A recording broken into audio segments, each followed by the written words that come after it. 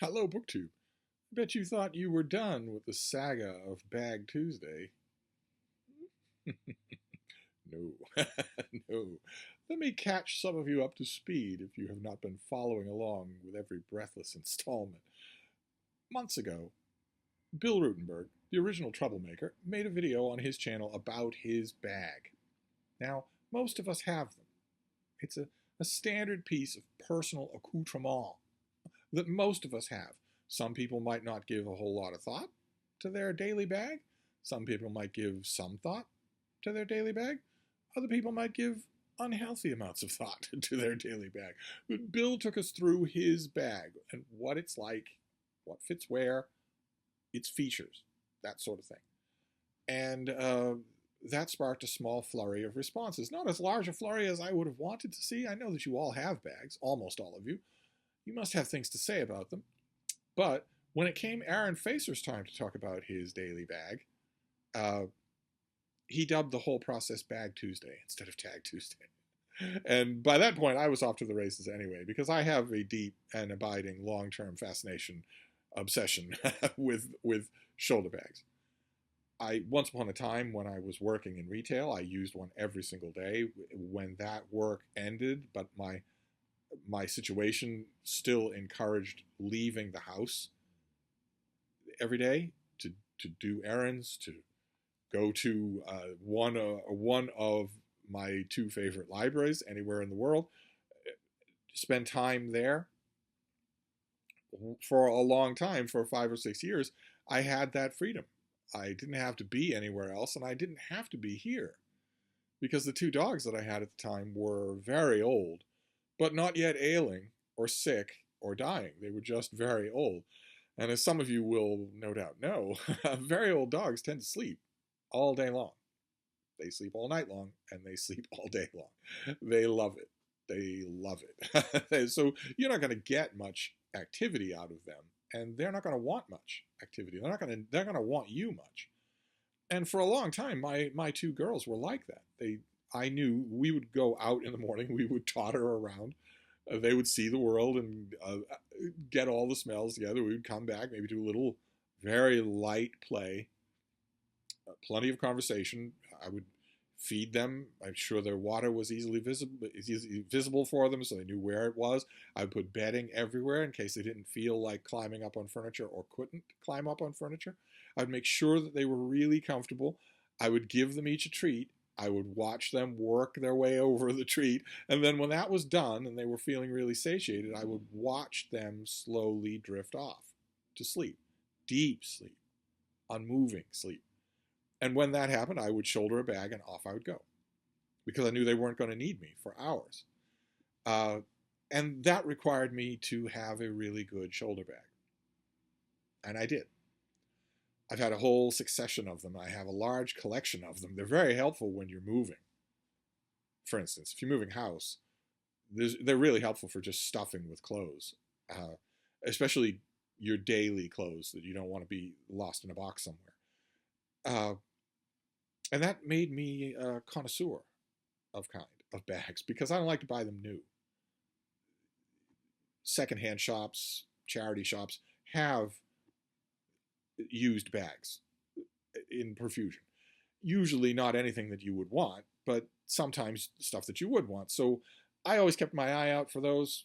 Pay $1, pay $2, pay $5, and you get yourself a bag, and maybe it will be the bag of your dreams. And what I found when I was looking at bags like that is that I gradually became aware of the fact that the correct way to do that is not to search through shelves for the bag you want. Instead, the correct way to do it is to search through shelves for the rough idea of the bag that you want. And then look at the essentials of that bag. Look at the DNA of it, its bones, its skeleton. Can the bag you're looking at be made into the bag that you want? Can you bring it, can you Frankenstein it to the point where it is what you're looking for? I found over the years that that was very doable. It didn't require any kind of seamstress skills. It was very possible to do. All you needed was a really nice, sharp knife, a steady hand, and a clear idea of what you were doing. And so over the years, I had many bags. Now, the reason I'm saying many is because when I leave the house, I accumulate 50 pounds of books. That is just a given. That is just a given. And I have tested this. It applies even when I'm going up the street for a bottle of orange juice. I'm going to come back with 50 pounds of books. So my bags, my shoulder bags, have to be durable. They aren't, you know, carrying a little bottle of water, maybe some condiment packages. They're carrying 50 pounds of books. And that will wear you through bags in rapid succession. That's what this whole psychodrama started with. Because I had a big, heavy canvas shoulder bag. It was roomy, could fit 50 pounds of books, and it was really thick. I wasn't particularly fond of it. I didn't like the aesthetics of it. It wasn't particularly comfortable. But it would do the job, the one and only job that my shoulder bag needed to do these days. And then I noticed a crucial structural flaw that was only going to get worse with time. That bag had the strap that you put, over your shoulder was anchored to the bag on a sewn patch that was sewn onto the cloth of the bag. And the cloth around the bag, on the body of the bag, around that patch was wearing out. It was slowly wearing out, slowly eroding and pulling, so that at some point, I was going to have 50 pounds of books in that bag when that strap gave out. And the bag doesn't have a handle. There's any way to do that. It would be in the middle of the street when I'm rushing to make a pedestrian crosswalk sign, where the thing explodes and suddenly I've got 50 pounds of books on the street and with cars bearing down on me to murder me. I knew that was going to happen if I ignored the problem and just kept going. So instead, I commenced a grand search for a replacement bag. And since I don't want to spend any money on these things, I did not commence my search online. Instead, I commenced my search in a closet in the little book room, which is ordinarily walled off. I don't use it. I'm not in and out of there all the time. I keep my clothing folded on the floor. I don't have any use for any of this of going back and forth in there. It's an awkward space. So I fill it with stuff that I don't need but once or twice a year, and I close it off. And I knew that there were a bunch of shoulder bags in there, so I got them out of there with the help of David Murphy, who was over and visiting. We got those bags out of there, and then we both came out of the closet. and then I went through those bags, a process that I documented in excruciating length on this channel. I went through those bags in a kind of Hunger Games style process of elimination, finding out why each one of them had gone in there in the first place. Why weren't any of them the bag I was actually using? And a lot of them had faults. A lot of them had basic structural faults. Not enough to get rid of them because they're good for moving clothes, but definitely enough to run them out of the race for the daily bag. Main one of which being, when you've got the body of the bag stuffed full of books, so it's expanded like this away from your body, does it have a flap that will cover the top of that? Or is it zippered open so there's no flap at all? And when it's full of books, anyone can just look in and see that they're all there, or rain can fall on them. Something like that, back when Boston got rain. Obviously, that disqualifies a bag. But after that, that disqualified a lot of the bags that came out of that closet, but that left a couple. One of them was too floppy and too flimsy. I could hear tearing sounds when I was walking with it when it had 50 pounds of books in it, so I knew. And eventually, that whole process of elimination boiled down to one bag, this bag, an old leather bag that's visible in videos on this channel from 6 years ago, when my girls were sleepy and really old, but before they got sick. You can see them in the videos too. And this thing, you can tell, I used the hell out of it. It's battered to pieces. This would all have to be restained. This was all originally this color. This would all have to be restained, but at least it had a huge flap big enough to cover the whole body of the bag. And the body of the bag itself, this was originally, it doesn't look it now, but once upon a time, this was a very smart, very chocolate brown businessman's satchel. And in order to be that, it had all sorts of extraneous padding. Every single division had foam padding sewn in to the lining. when I decided years ago that this was going to be my daily bag, I took a knife. You need a nice sharp knife and a steady hand. I took a knife. What you do is you turn the bag inside out so that you've got a perfect view of what you're doing. You do not want to be reaching down inside this thing with a knife or scissors or anything like that. You turn the bag inside out so that you're looking at the stitch work that you have to deal with. I turned it inside out, made discrete incisions. If you're looking to pull out a whole side of insulation, of foam, you do not need to cut the whole bottom of that. You need to cut 1/2 of an inch and work the foam out through that 1/2 of an inch. It's barely any incision at all. But it gets all that stuff out of there and makes this nice and loose, which makes it more flexible, which makes it easier to carry 50 pounds of books. I went through this and did all of that. Got rid of all of that excess padding and whatnot. I kept the internal divisions because these are no nonsense. These are actually sewn into the bindings. It would have been really hard to get rid of these internal divisions. Usually it's not. Usually they're sewn onto the lining rather than onto the bag. So that, again, with a little bit of patient stitch work, you can get rid of them and have just one vast open space. The only problem with this thing, aside from the aesthetics, I know that they don't mean much, but sometimes I go to editorial meetings in person, and this has gone beyond tastefully weathered leather, right? We've all seen tastefully weathered leather. You could make a case that this is tastefully weathered leather. This has gone beyond that. This looks bad. It's just plain bad. It's fraying all along the bottom there, even though I trimmed it. And this would need to be thoroughly restained in order not to look like the disaster it is. That was one problem. And the other problem is the key thing, the very thing that I was talking about from the original bag that started this whole drama. And that is, how is the strap anchored to the bag itself? This bag, like most that I have, has no handle of any kind. I'm only going to be able to use it if it has shoulder straps.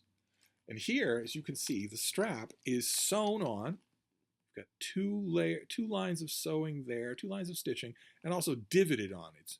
There's a metal divot on the side there. So this is fairly well held together, although I don't know if you're going to be able to make this out on camera. This is already starting to tear. The leather is already starting to stress and tear. A number of you pointed out, a number of you leather aficionados actually pointed out that starting to tear is still a long, long way from tearing. Leather is the reason why it's been the preferred material for humans for 7,000 years is because it's incredibly durable. And certainly this bag has seen its share of punishment. But that bothered me. That bothered me. This is an old bag. It has been through a lot. It is starting to wear out down here as well. And I could swear that I heard creaking and stretching when I was using it, when it had 50 pounds of books in it. But something else happened too while I was using this bag. I'd forgotten that this is much smaller than the canvas bag, the unlovely canvas bag that started this whole process. That bag was huge. This bag is smaller, probably only 2/3 as big.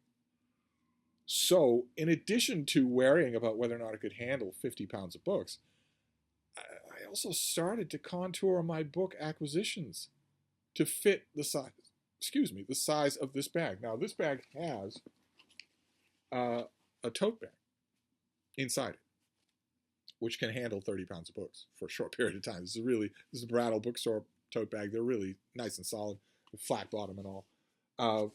So I have the ability to expand my carrying here, but there are some circumstances, there are some days, there are some errands that you're doing where you don't want to be lugging an extra bag in addition to your shoulder bag. So I was thinking about that this whole time with this thing. I was thinking, well, not only is it making me buy or acquire less than I originally want, which is kind of a mortal sin if you're an American. we don't usually rein in our appetites, whatever those appetites are. Not only was I thinking that, but I was thinking even with the decreased number of books, it still feels like you're straining this thing. It feels like this thing has earned an honorable retirement, not only for its aesthetics, but because I'm wondering if these attachments are actually going to hold. I mean, look, you can see that is giving out. That attachment is giving out. Sewing and divoting notwithstanding. It's not a question of cheap work. It's just seen too much. But it was still my shoulder bag. And when I went out and about on errands, this was the one that had survived the process of elimination, so it went with me, including this morning when I was invited to go to a friend's place of business where he had a vast amount of donated books. He said, you can take as many as you want. Now, his offer was, let's just fill a box. You can fill a box with books, and I'll have my assistant drive you home, so you don't have to worry about filling your bag with 50 pounds of books. I had perhaps complained to him a bit about this bag, both in the past and this morning. It's possible that I have done that. I said, well, that's great, but that doesn't help me most of the time. What I really need is a different bag, and I haven't been able to find one that is anywhere near what I want. We were having this conversation in this crowded basement full of donated items, boxes and boxes and boxes of donated books. And when I was lamenting along those lines, he mentioned, well, what about that over there? And that was when I realized that in addition to donated books, the basement was full of donated other stuff as well, including this. This is another leather bag. Notice it has the seam down the middle, same as the brown bag, only it's brand new. No tasteful leather wearing at all. It has a logo. It says Reaction. It's not very visible. It's not embossed or anything like that. I think that it would give out right away. Well, okay. So I took this, and again, my thought was not, is this the bag of my dreams? I have yet to see the bag of my dreams. Instead, I thought, is this Frankensteinable into the bag of my dreams? This is the bag itself. So what am I going to do to this thing? First, let's look at some of the strengths, right? It has a flap, and the flap is nice and generous. It covers the whole of the bag. No matter how much I stretch this out, this flap will still cover the top. We can look at the weaknesses as well. This another strength is that this has a whole body back flap, but it's not zippered. It's a button that's magnetic. It has this thing, this strap here, which I don't think I want. But fortunately, it is easy to get rid of this. See, it's just 3 sides of stitching and 1 extra side of stitching there, and this thing will come right off. All you have to do is cut those stitches and pull out the strings, and this thing will come right off. It's not part of the bag. And then I don't have to worry about it. This seems to me to be unnecessary. I'm never going to use this as a briefcase, and this has the potential to catch on things, doorknobs and whatnot, but I'd rather not have. The problem with this back part here is that it doesn't close. It just buttons close, which means that I can't put anything really delicate or perishable in there, paperwork or whatnot, because it's open to the elements. If it were to rain ever again in Boston, that it would be possible to get in there. But this is good, solid, new leather, very solid bottom there. And let's look at one of the crucial weaknesses, right? The all-important point of any shoulder bag is the place where the strap attaches to the bag. Now, this is not the same as this leather one. This leather one has buckles, or as Aaron Facer calls them, buckles, and I just attach a shoulder bag to that. I attach the strap to that buckle. It can be any strap. This is not the same thing. This is not detachable. It's just a shoulder strap there. So you've got this thing, which is sewn. Let's see if we can get the lighting there. Yeah, it's sewn, double stitches there and double stitches on the back around a metal bar, which is in turn sewn to the bag.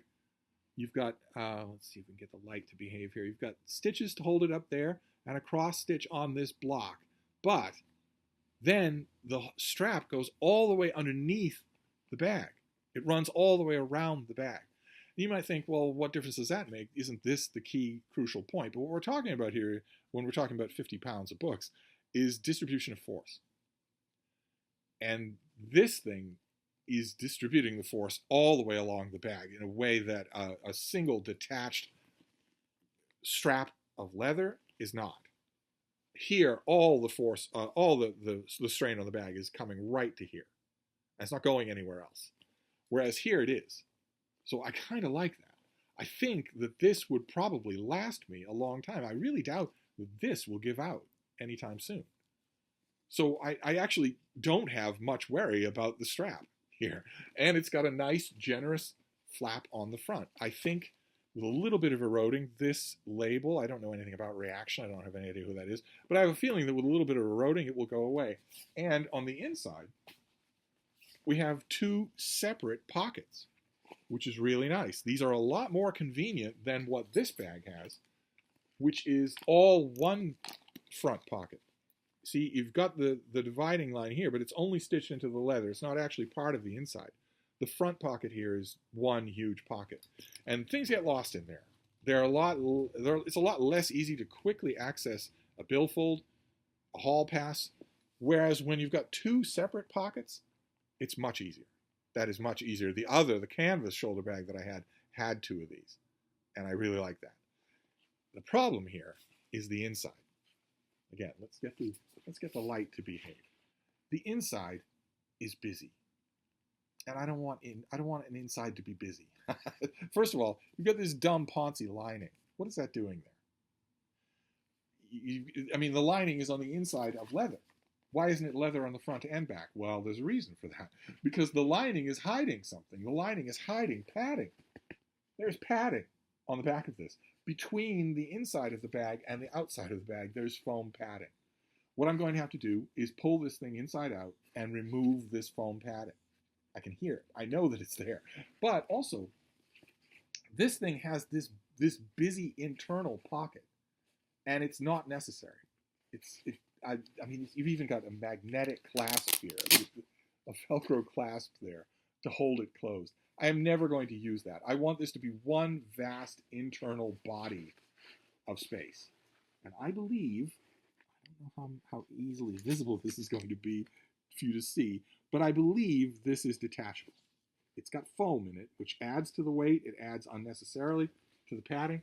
But I believe, I don't know that I'm going to be able to get you to see it. But I believe that this is removable, that I can get rid of this whole internal partition without hurting the structural integrity of the bag itself. In which case, if I do, I'll have a huge flap, two really useful outside flaps, a perfectly useful flap that goes along my own, the internal flap along the body, and a huge amount of space on the inside of this thing. Plus a shoulder strap that I can more or less live with. Of course, this thing will have to go. I never keep those things. But I think otherwise, this shoulder strap will probably be okay. It's just as well because it can't be replaced. The only way that I could replace this with, for instance, the shoulder strap that's on this leather bag would be to keep them both. I could put the latch for that other shoulder bag on here and just ignore this one or cut it off. That's possible to do. I'm not sure that this native shoulder strap is a deal breaker. I'm pretty sure that I won't mind it. But I could remove it and replace it with any of a number of other shoulder straps that I have. So that's not all that much of a problem. And maybe I might like doing that. Maybe I might like the metal on metal better than the cloth on metal, because this is a weak spot where a metal clasp would not be. I don't think it's much of a weak spot. We shall see. I am going to field test this because this is my next bag. The first thing that I have to do before I use it, before I transfer all of the stuff from this leather bag, before I do that, I have to Frankenstein it. I have to take a knife and sit down with it and make it into the bag that I want. But I'm perfectly okay doing that when the thing was free. So it could be that this Bag Saga is coming to a temporary end. It could be that I make this. I mean, this has no leather wearing. It took me years to make this thing look like this. It took me years to do that. If this thing has this many years in it, then I won't need another one. This would be the last one that I have in stylish, sexy black. I think you would agree, you leather aficionados especially, that no leather looks better as it wears than black leather. I don't know how much wear this will have, but nevertheless, that's the project that I'm going to do. I briefly thought about doing a Frankenstream, a live stream where I actually change the bag with, live on camera where I show you what I'm doing.